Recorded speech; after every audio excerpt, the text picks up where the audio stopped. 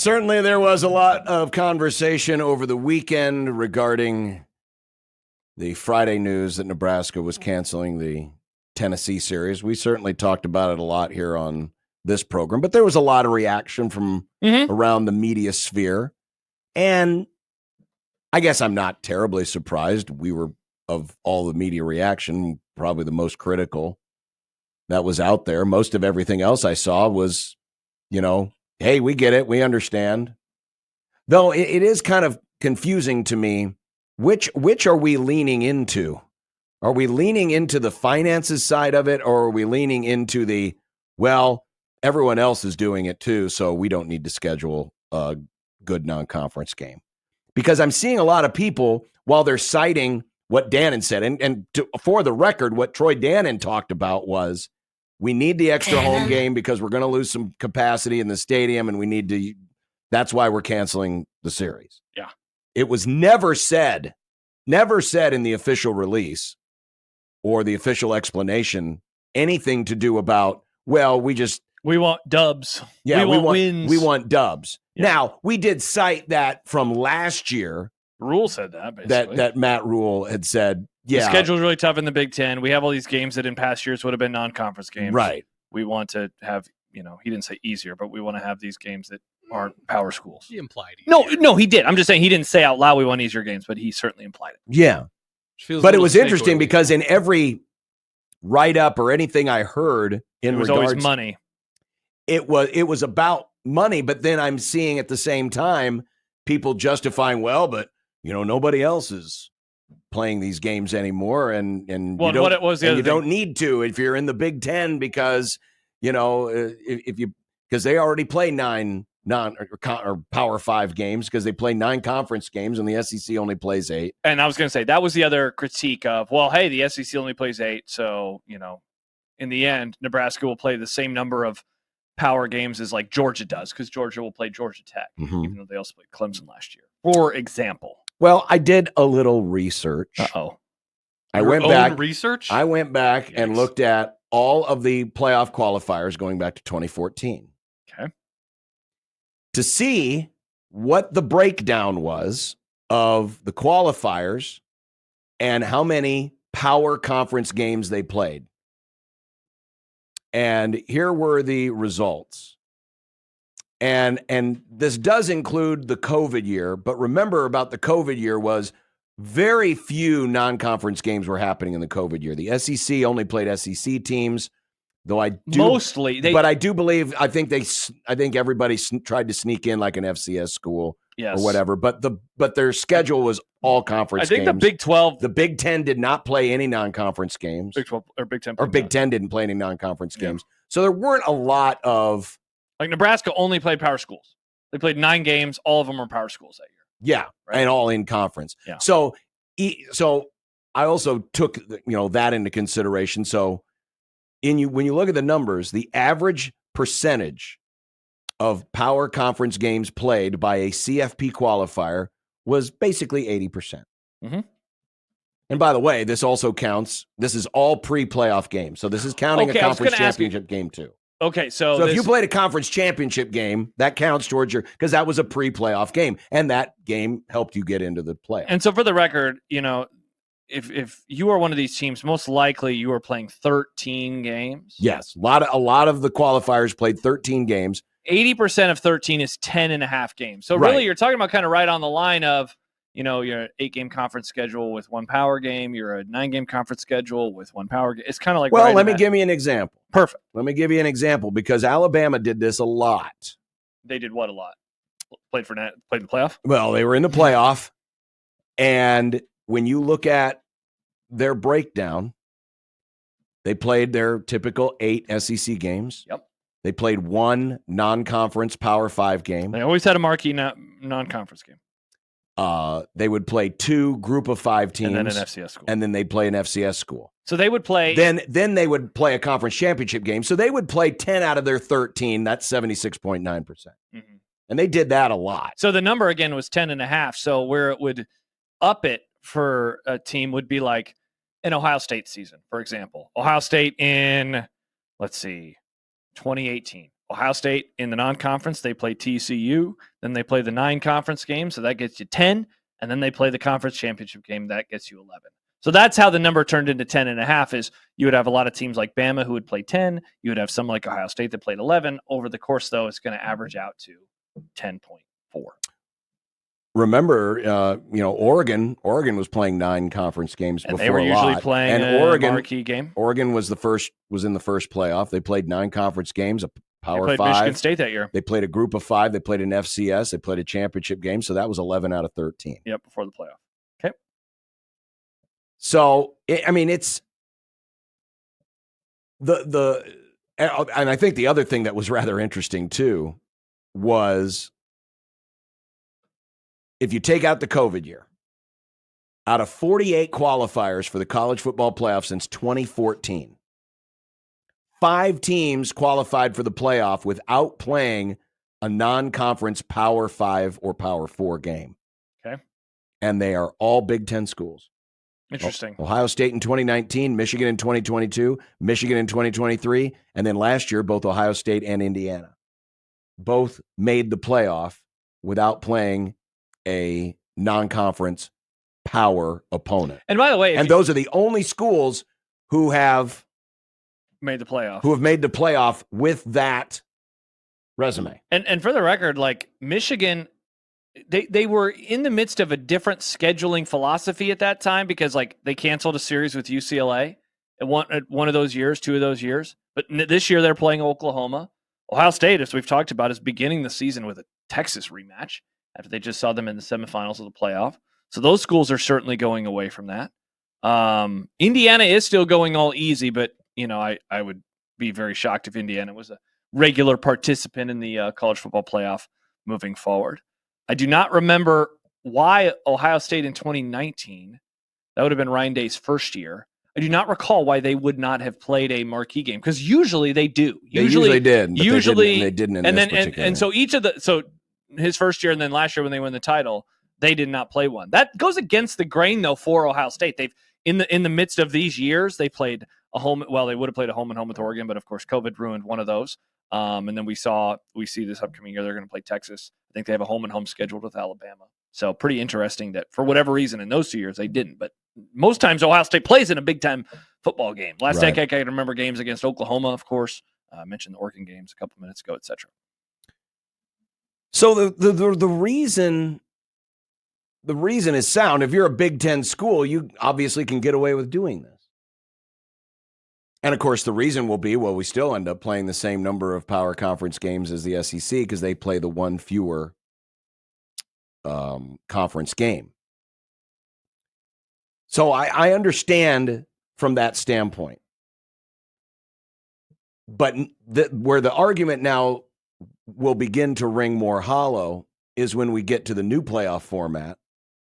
And no longer will you be worried as much about your non-conference schedule because if you're in the Big Ten or the SEC, it's all going to be based on where you placed inside of the conference. Yeah. Because there's going to be 4 automatic bids. And that was even something that was written by Heather Dinich this morning.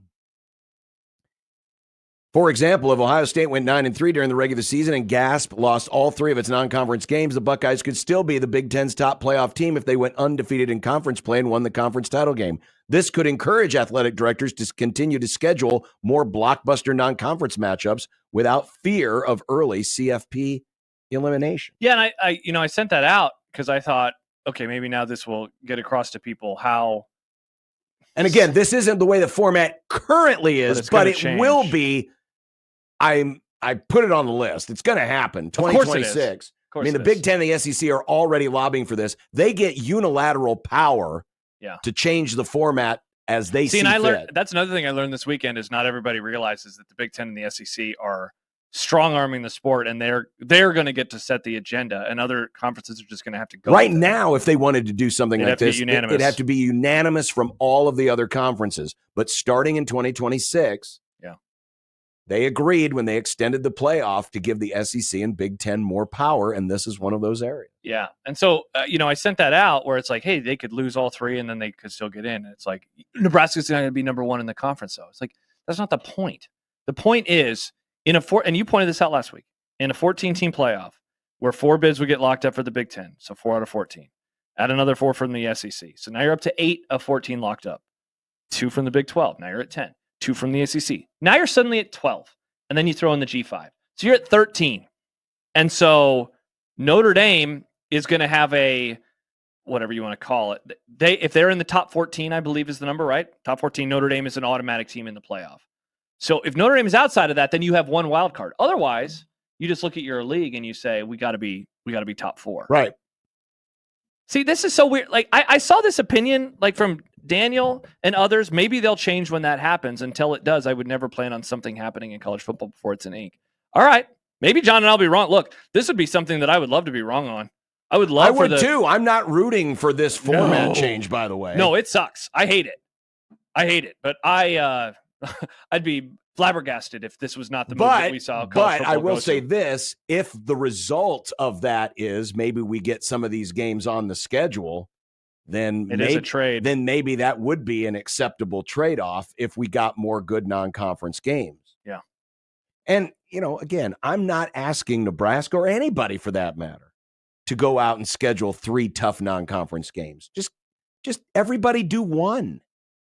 Just everybody go out and try to challenge themselves one time, 1 out of 3 or 1 out of 4, whatever it is. Just one. Just like what they've always done. Basically. That's all. I mean, I don't think that's so objectionable. And I guess I get a little tired of, because I saw this sentiment of, well, everyone else is doing it too. And why are you holding Nebraska to a higher standard? Because we cover them, first of all. A, we cover them. B, that's the local team. I always hold the things close to me to a higher standard. It's like when you discipline your children. Sure. You're not disciplining other people's children. You're disciplining your children. You hold them to a higher standard. Not to get political, but one of the reasons why our political system has gotten so out of whack here is because there's not enough people within their own parties that hold the party accountable. And thus, the bar continues to get lower and lower and lower and lower. Same thing is happening here. If we're just going to say, well, everyone else is doing it, but you don't hold yourself to that. How can you hold others to a high standard if you can't hold yourself to a high standard? I heard Happer talk about it on the show today. Like, this doesn't seem like the people that we imagine ourselves to be in the state of Nebraska. My wife made a comparison over the weekend that I found pretty interesting, where she said, if you have a child, do you tell your kid to take the easy classes in high school, or do you ask them to challenge themselves? And what do you want them to do? You want them to challenge themselves so they can make themselves better. And I'm sorry, this just seems like taking the easy way out. And I'm surprised that people around here want to take the easy way out. And you know what, man? I guess I'm also getting tired of this notion that Nebraska is a Bowling Green instead of a Tennessee away from making the playoff. No, they're a Bowling Green away from getting to 7 wins. What are we talking about? This team has been nowhere near the playoff conversation ever. The playoff's been around since 2014. They have never been in the mix within the last 2 or 3 weeks of the regular season. And the only times that they were even close to that was 2014 or Mike Riley's second year. This is never a team in the playoff mix. And so we're building this schedule around them supposedly putting themselves in a better position to make the playoff? No. Just, again, say it. I want them to win 7 games. That's what this is about. This is not about a program that's 1 game away. And you said it last week, if you can't beat Tennessee, then you probably don't belong in the playoff anyway. Because what are you going to do? You're going to get there and you're going to have to face a team like Tennessee. Well, there was a quote attributed to Troy Dannon. Was it in the Chattel story or the On 3? I can't remember which one, so I apologize. But it was something to the effect, may have been in a tweet that I saw, where Dannon was told by people within the College Football Playoff Committee that scheduling the Tennessee game hurts your chances of getting in the playoff. Yeah. Only there should have been a comma if you lose that game. Why would it hurt you if you win? Come on. It would only help if you win. And I want to read this comment from, what did Tapper call him? I think Bad Take Doug earlier. Douglas writes, Huskers might lose 2 in conference, best case scenario. Why'd risk a 3rd loss in the non-con and risk not being in the playoffs? He asks why. Because the format is going to change. The format is going to change. I would love to do this exercise because Daniel's right. We don't know 100%. So if we all agree, let's just thought exercise. The playoff format changes. It's 14 with 4 locked up bids, and there are no wild cards. Do you still feel this way? Do you still feel this way? Because it doesn't change anything. No. Then it's about being top 4 in your league. If you get to 4th place in the Big Ten, it doesn't matter what you did in the non-conference. And honestly, it could be about being top 6 because there's a good chance we could get play-in games. So you're in the playoff because the Big Ten would have its own mini playoff as a play-in game. Yeah. If they were to do that. So I would say you want it because you want to challenge yourself and you want to see how you stack up and you want to, put yourself in the best position possible. And you want to not have a crappy home schedule for your fans.